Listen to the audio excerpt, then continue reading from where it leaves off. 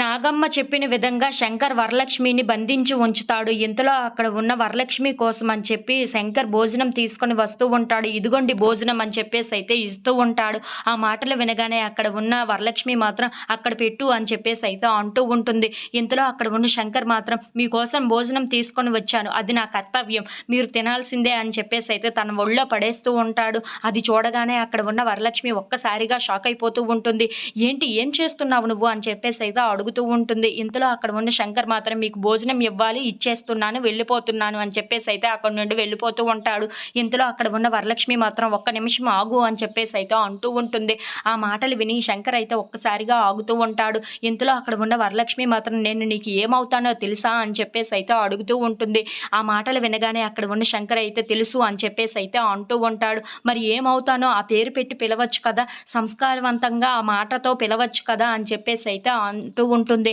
ఆ మాటలు వినగానే అక్కడ ఉన్న శంకర్ మాత్రం అవును నాకు తెలుసు, నువ్వు నాకు అత్తవి అవుతావని అని చెప్పేసైతే అంటూ ఉంటాడు. ఆ మాటలు వినగానే అక్కడ ఉన్న వరలక్ష్మి మాత్రం మరి అలా పిలవచ్చు కదా అని చెప్పేసైతే అంటూ ఉంటుంది. ఆ మాటలు పట్టించుకోకుండా అక్కడి నుండి శంకర్ వెళ్ళిపోతూ ఉంటాడు. ఇంతలో అక్కడ ఉన్న వరలక్ష్మి మాత్రం ఆగు శంకర్ అని చెప్పేసైతే అంటూ ఉంటుంది. ఇంతలో అక్కడ ఉన్న శంకర్ మాత్రం ఇంకా ఏం మాట్లాడాలి అని చెప్పేసైతే అడుగుతూ ఉంటాడు. నువ్వు మీ పెద్దమ్మ ఉచ్చులో పడి తను ఏం చేసినా సరే తనకి వత్తాసు పలుకుతున్నావే తప్ప మీ అమ్మ కోసం ఆలోచించు, మీ అమ్మ ప్రేమ కోసం నువ్వు ఆలోచించు.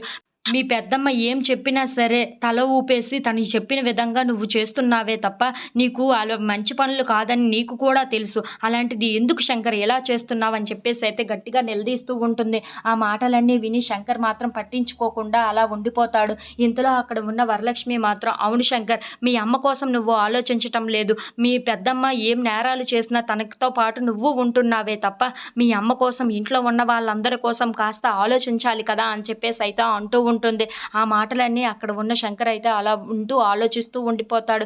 ఇంతలో అక్కడ ఉన్న వరలక్ష్మి మాత్రం చాలా కోపంగా మాట్లాడుతూ